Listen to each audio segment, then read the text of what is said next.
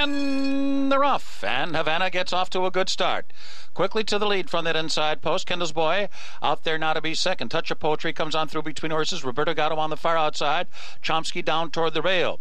And then farther back, Furlan Husky running awkwardly, while sixth mischievously is seventh, and King Cowboy into the far turn. And it is Havana out there a length. Kendall's Boy ratcheting up that pressure as they round the far turn. 22 flat was the opening quarter mile. 2 lengths back, and Chomsky runs in third. And then it's a break of another 4. Back to Roberto Gatto, fourth on the outside. So it's Havana in front, but in front narrowly as they turn for home. Kendall's Boy on the outside, and Chomsky coming up the rail.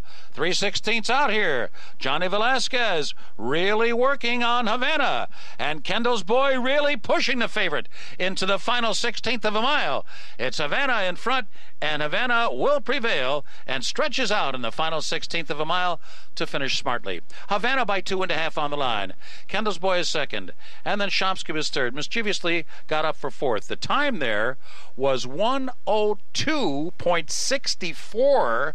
That is almost a track record. Well, not only does Havana deliver the goods in the career debut, Matt, he showed grit and determination holding off a very well-intended Tom Amos firster, but talk about how quick this horse was from the blocks. I mean, usually a first-time starter from the rail, to get the lead, you got to scrub. Look at how easily he gets the lead. I mean, Velasquez doesn't do anything to this horse. He just knows he's on a horse that has so much natural quickness that, you know, the latches open up and he pops out without trying. He establishes control of this race.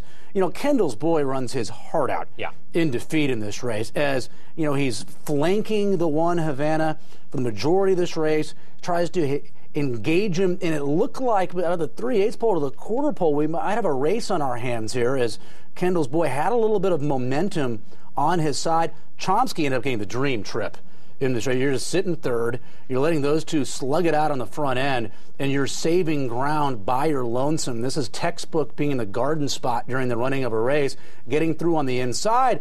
And right now, it's, you know, in a dogfight is your heavy favorite, Havana. But then, I guess if you can have a lot of class first time out, that comes into play here as he kicks on, finds another gear late, and goes on to win comfortably. And Todd Pletcher thrilled with the result, a 2-length score, probably really pleased with the fact that he was about a dozen clear of the 4th-place finisher. And this horse was tested. It wasn't like he just got the lead and coasted around the racetrack. Good, you know, educational experience also for a horse who has immense talent. Final clocking for Havana in this career maiden-breaking debut, 1:02 and 64/100ths. That is one tick off of the track record for 5.5 furlongs at Saratoga. And he kind of showed him the whip. I don't know if he ever really used it at any point.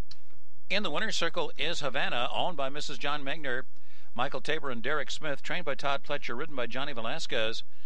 Havana's a 2-year-old son of Dunkirk, from Missy Turtle by Kyle's Our Man.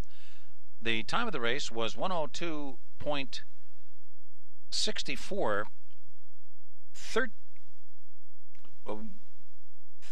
13/100ths of a second off the track record.